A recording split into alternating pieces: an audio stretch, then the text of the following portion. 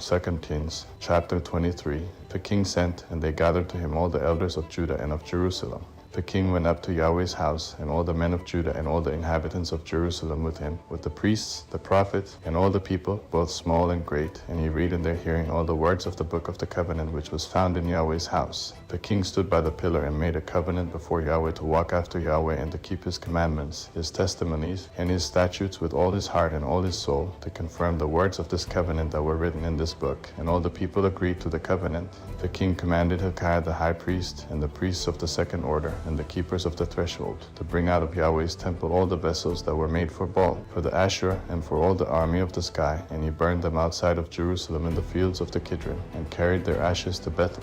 He got rid of the idolatrous priests whom the kings of Judah had ordained to burn incense in the high places in the cities of Judah and in the places around Jerusalem. Those also who burned incense to Baal, to the sun, to the moon, to the planets, and to all the army of the sky. He brought out the Asherah from Yahweh's house outside of Jerusalem to the brook Kidron, and burned it at the brook Kidron, and beat it to dust, and cast its dust on the graves of the common people.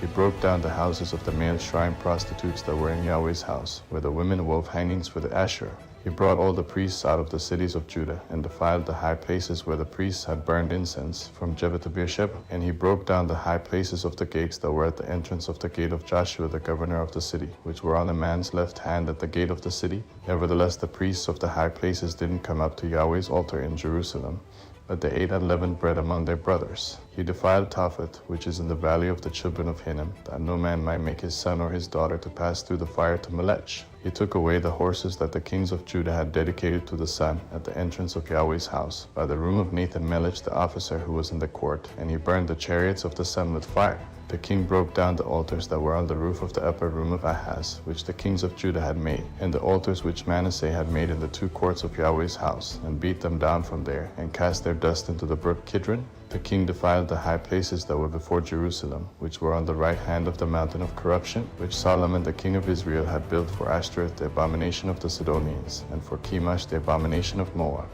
and for Milcom the abomination of the children of Ammon. He broke in pieces the pillars, cut down the Asherah poles, and filled their places with men's bones. Moreover, the altar that was at Bethel and the high place which Jeroboam the son of Nebat, who made Israel to sin, had made, even that altar in the high place he broke down, and he burned the high place and beat it to dust, and burned the Asherah.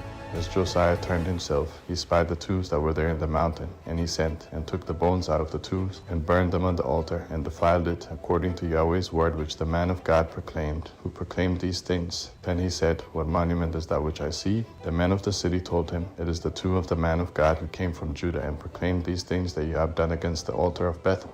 He said, Let him be. Let no one move his bones. So they let his bones alone, with the bones of the prophet who came out of Samaria. All the houses also of the high places that were in the cities of Samaria, which the kings of Israel had made to provoke Yahweh to anger, Josiah took away, and did to them according to all the acts that he had done in Bethel. He killed all the priests of the high places that were there on the altars, and burned men's bones on them, and he returned to Jerusalem. The king commanded all the people, saying, Keep the Passover to Yahweh your God, as it is written in this book of the covenant. Surely there was not kept such a Passover from the days of the judges who judged Israel, nor in all the days of the kings of Israel, nor of the kings of Judah. But in the 18th year of King Josiah, this Passover was kept to Yahweh in Jerusalem. Moreover, Josiah removed those who had familiar spirits, the wizards, and the teraphim, and the idols, and all the abominations that were seen in the land of Judah and in Jerusalem, that he might confirm the words of the law which were written in the book that Hilkiah the priest found in Yahweh's house. There was no king like him before him, who turned to Yahweh with all his heart, and with all his soul, and with all his might,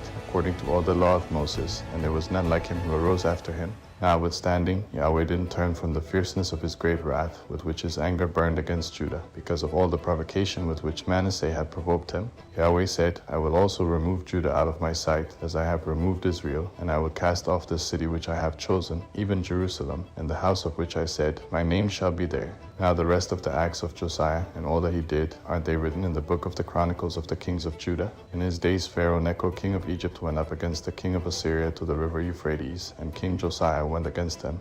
But Pharaoh Necho killed him at Megiddo when he saw him. His servants carried him dead in a chariot from Megiddo, brought him to Jerusalem, and buried him in his own tomb. The people of the land took Jehoahaz the son of Josiah, and anointed him, and made him king in his father's place. Jehoahaz was 23 years old when he began to reign, and he reigned 3 months in Jerusalem.